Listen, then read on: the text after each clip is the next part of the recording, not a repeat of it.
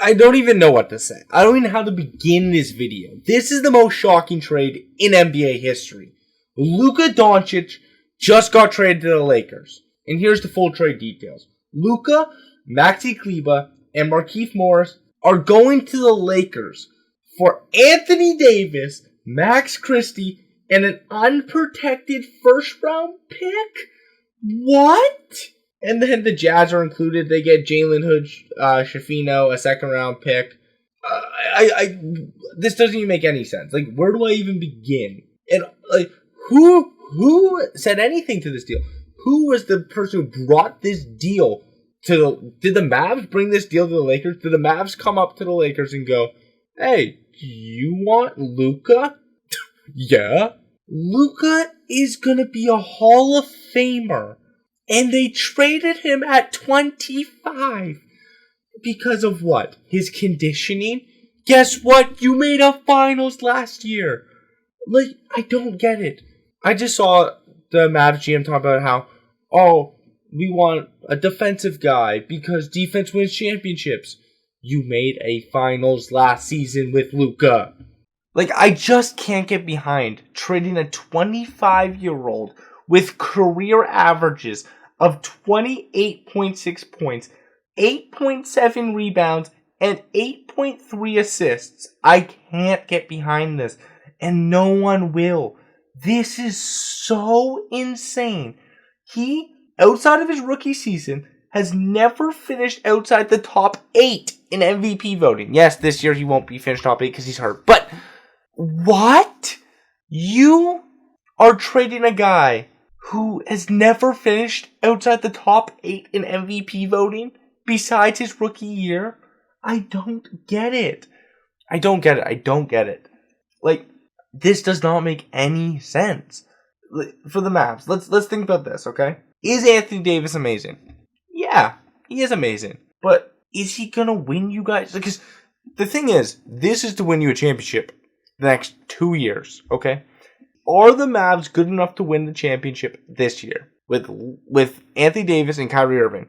Probably not. When I say probably not, definitely not. I can't believe this trade happened. Is there a bigger trade in NBA history? No. The only trade I can think of right now, there probably is another one, but the Wayne Gretzky trade to another LA team? Like, this is insane. How did this happen? Like, I don't get it. Why are the Mavs giving up on their franchise best player? Is it insane to say Luka? Yeah, I guess now it's insane to say Luka is better than Dirk, but he for sure was on track to be better than Dirk. I don't get it. It doesn't make sense. Okay, I just got off my rage session of this, and let me just talk about this trade a little bit. For the Lakers, it's incredible. It's incredible because, yeah, you might say, how is LeBron and Luka gonna fit well? You don't really have a center. It doesn't matter. You trade for a 25-year-old who has Hall of Fame potential, who could arguably be a Hall of Famer already. Just a generational talent. Like, he's probably one of the guys who you would think is the face of the league in the next 5 years. Him and Wemby. And you trade for him, only giving up one first-round pick. And yeah, it sucks. You give up Anthony Davis, who was a huge part of your 2020 championship run and who's been a big part of your team for the last couple years. But Davis is 31. How many more years does he have of playing good? And he's also been injury prone in the past. So you're trading a guy who's injured a lot for a 25-year-old who has been mostly durable. Yeah, there's been a few times where he's been hurt, like this year he's been hurt, and then a few other stretches of his career where he's been hurt, but mostly durable player. The only knock on him is his conditioning and his defense, and sure, that is true, but he just led a team to an NBA Finals with those deficiencies, and honestly, his defense wasn't that bad in the playoffs last year. Like, yeah, in the Boston series he got picked on, but the rest of it was fine. It's just shocking. It's a great trade for the Lakers.